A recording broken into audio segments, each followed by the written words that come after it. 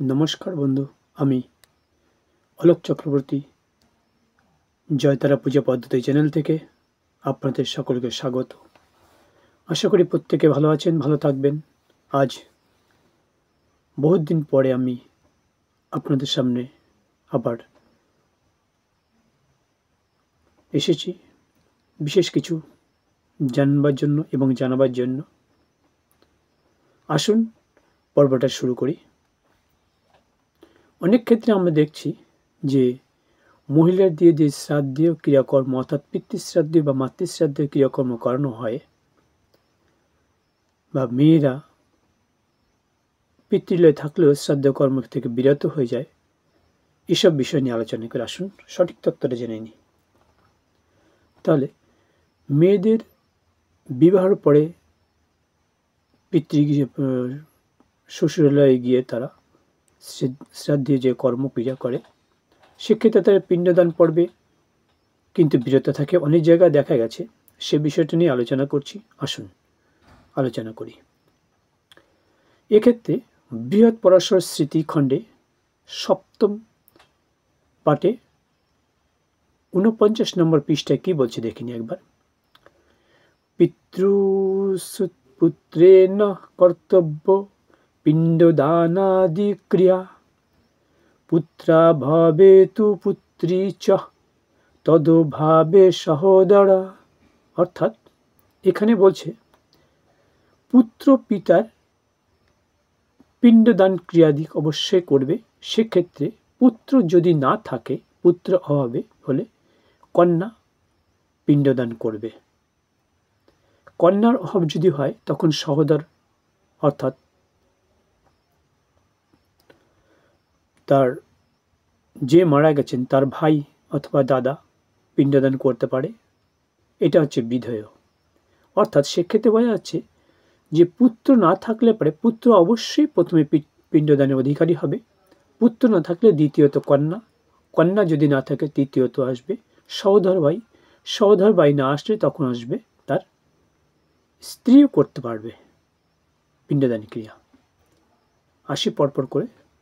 তারপরে এক্ষেত্রে আরেকটা যুক্তি ক্ষেত্রে মহানির্বাণ তন্ত্র বলছে 22 নম্বর শ্লোকের 74 নম্বর পৃষ্ঠায়, তাবৎ পিতৃ কল্যাণ সজ।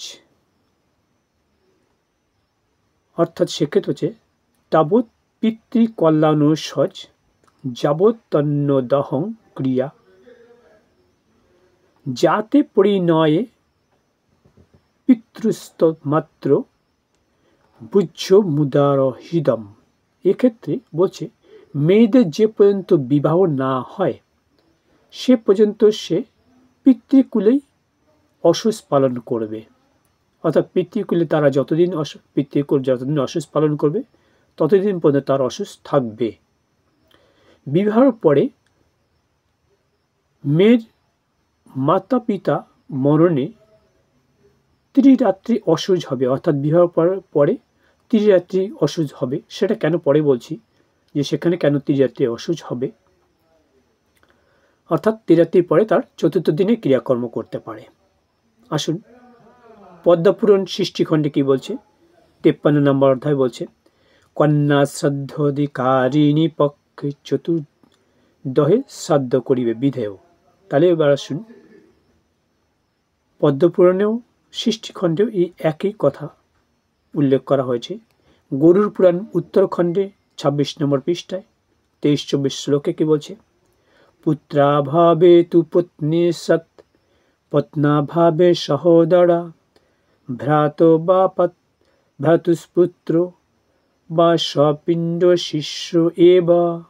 অর্থাৎ পুত্র হবে পত্নী শ্রাদ্ধ করবে, পত্নীর অভাবে সহোদর ভ্রাতা অর্থাৎ যিনি গত হয়ে গেছেন তার ভাই অথবা দাদা, ভ্রাতুষ্পুত্র ভ্রাতার হবে ভ্রাতুষ্পুত্র, তার অভাবে পিণ্ডদান ক্ষেত্রে করবে তার শিষ্য, যদি ভ্রাতুষ্পুত্র না থাকে তাহলে শিষ্য, এবং সর্বশেষে যদি কেউ না থাকে তাহলে তার জ্ঞাতি কুটুম্ব কিন্তু পিণ্ডদান করতে পারে। আসুন এবার যে পর্বটা আমি নিয়ে আলোচনা করছিলাম যে কন্যা বিবাহ হয়ে গেলে তার তৃতীয় দিনের ক্রিয়াকর্ম কেন হয় এবং তা পিণ্ডদানাদি কেন তৃতীয় দিনের পরে অর্থাৎ চতুর্থ দিনে সে পিণ্ডদান ক্রিয়ার অধিকারী হয়? যেহেতু তার গোত্র পরগোত্রে বিবাহ হয়ে গেলে গোত্রান্তর হয়, অর্থাৎ সে তার স্বামীর গোত্রই পায়, সেই কারণেই তাকে কিন্তু চতুর্থ দিনে ক্রিয়াকর্ম করতে হয়, এটাই বিধিও। এবং সেক্ষেত্রে সে পিণ্ডদানের অধিকারী অবশ্যই হবে, অর্থাৎ চতুর্থ দিনে কিন্তু সে পিণ্ডদান করতে পারবে। মহিলাদের পিণ্ডদান করার অধিকার আছে এবং সেটা বিধেয়। নমস্কার, আজ এই পর্যন্তই। ভালো থাকবেন প্রত্যেকে।